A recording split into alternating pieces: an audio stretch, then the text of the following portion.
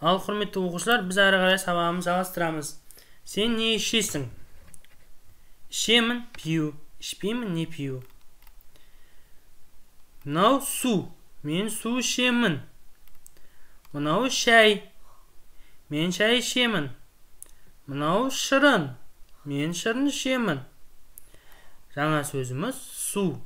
Орысшасы вода. Ағылшыншасы water. Ал тыңдайық.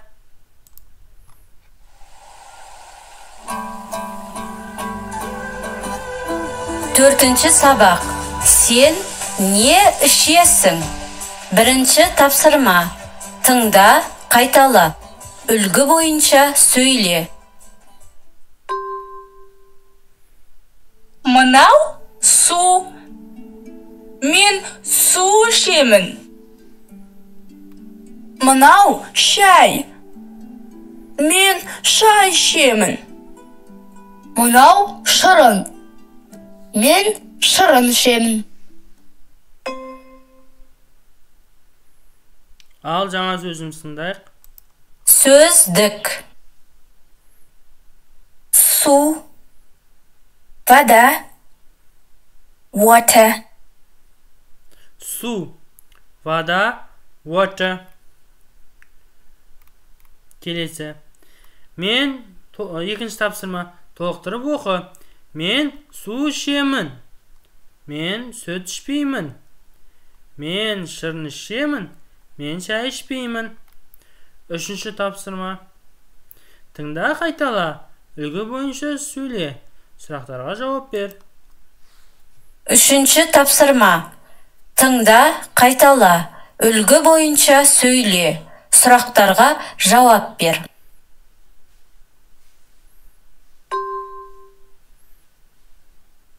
Мынау шырын. Мен шырын ішемін. Мынау шай. Мен шай ішпеймін. Сен не ішесің? Сен не ішпейсің? Ал енді өзіміз қайталайық. Мынау шырын. Мен шырын ішемін. Мынау шай. Мен шай ішпеймін. Сен не ішесің? Сен не ішпейсің? Төртінші тапсырма. Сұраққа жауап бер. Төртінші тапсырма. Тыңда, қайтала. Ың дыбысы мен әрпі. Ың дауыссыз дыбыс.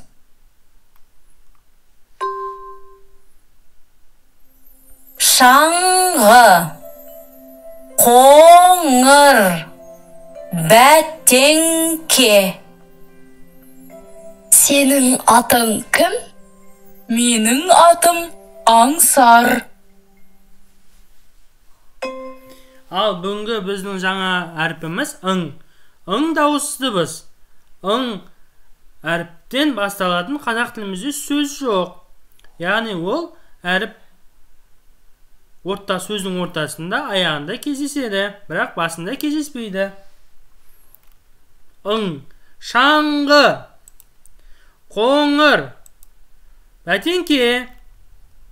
Көріп отырсаңыздар, ың әрпі сөздің ортасында орналасып тұр.